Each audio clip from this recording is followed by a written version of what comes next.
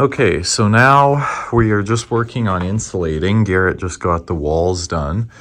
I'm gonna start on the ceiling, and I'm gonna show you sort of the idea that I have for venting to get the attic space to the soffit vent. So moving along with the ceiling here, and so the soffit vent is directly back there. And I just cut these pieces of PVC pipe, and some people might question the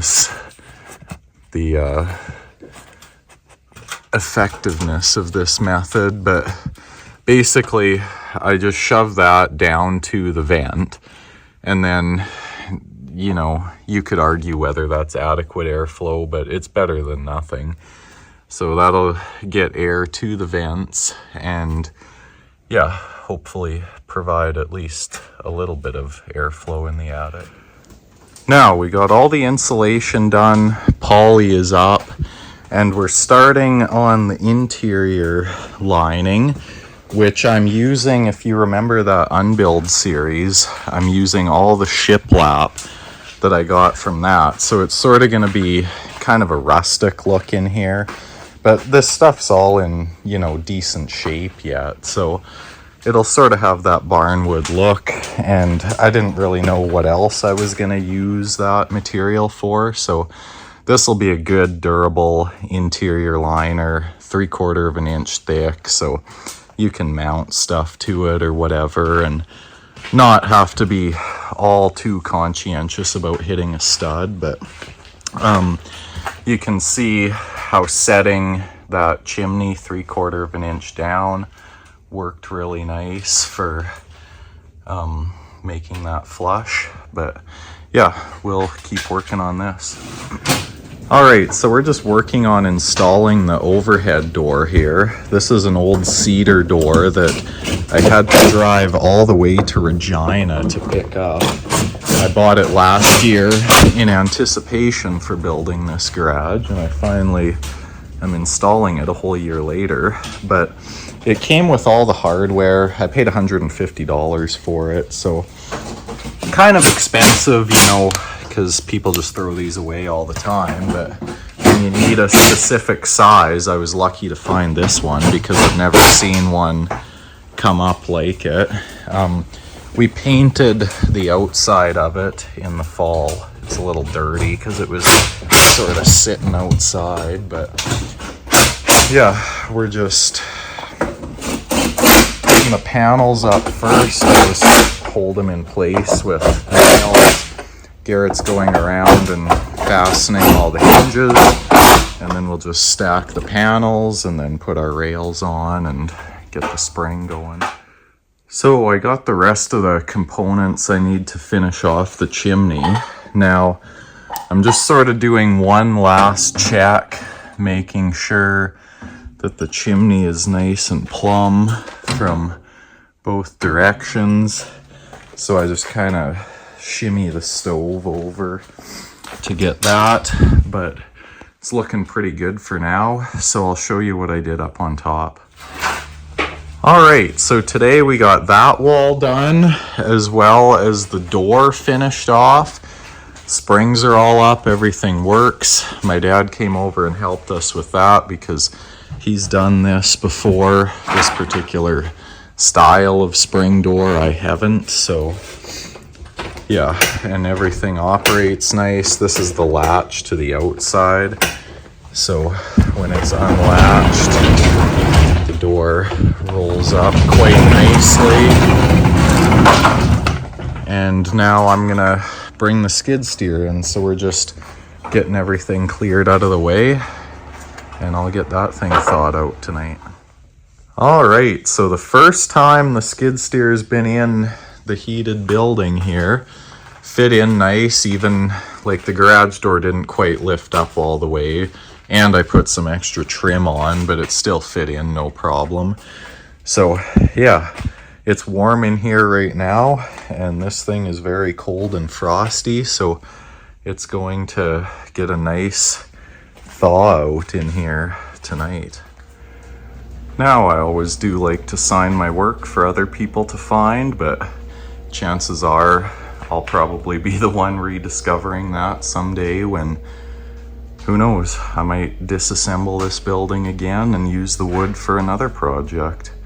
Who knows, but I'm building it in such a way that it will be fairly easy to disassemble. Like, you don't have to put a million nails in this stuff, just, you know, one nail, because at the top, and then that laps and captures this, so that's not going anywhere. This is incredibly solid with just one nail. Other people will probably tell you otherwise, but that's just my opinion.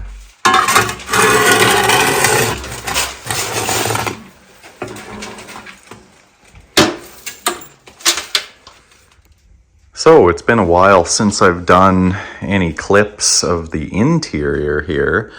So I'm just kind of going to show you guys around a little bit. Pardon the mess, it's sort of a work in progress right now. But I got the stove all fired up. I just repainted it yesterday.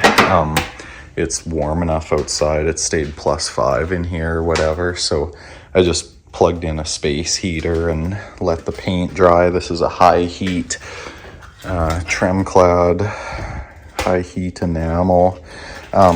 It's sort of, I got the fire going, I don't know, 400 degrees or whatever. It was smoking a little bit, but it didn't seem to burn off any. I won't really have it going, you know, much hotter than 400 or 500. I still have to repair that crack in there. I'll probably do a little video clip showing how I do that. Like, I don't have a welder or anything, so I'm just gonna get some extreme heat JB weld and do it up that way. I also have to permanently finish off this heat shield, which I have the material ordered for that, so I'll show that on video. But everything else was just sort of interior decorating. Got some guns displayed there, an old RM map from the farmhouse. Got my brake in here. Yeah, a lot of this stuff over here came from the farm. But yeah, it's looking pretty decent in here. So now that all the siding's done here, I just kind of want to take you guys for a walk around to the exterior.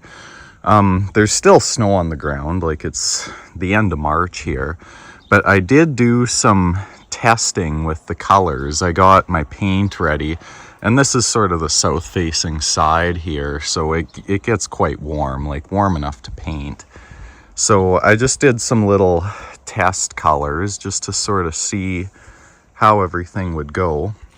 And I chose this color blue, sort of a really 1960s, 70s kind of pastel, sort of really bright, vibrant blue. And then the deal with these stripes here, I'll throw a picture in of how the farmhouse used to look, which is what this building is primarily built out of.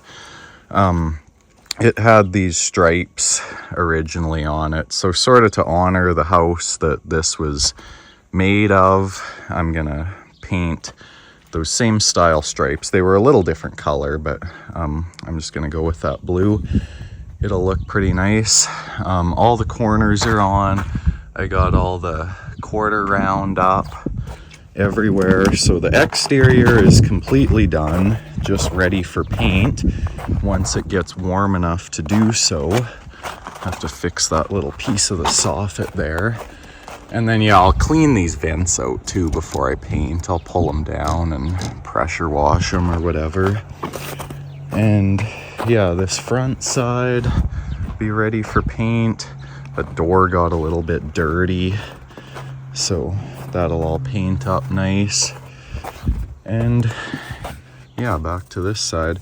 I had Garrett sand this a little bit. Like, this is supposed to be, you know, a sanded finish siding, but there's some pretty, you know, ugly spots on it. So I think I'll have him sand it a little bit more before we paint. But yeah, it's all coming together quite nicely. Thank you for watching episode 6. Be sure to tune into episode 7 where we work on the heat shield for the stove and I refinish the door. So we'll see you in the next one.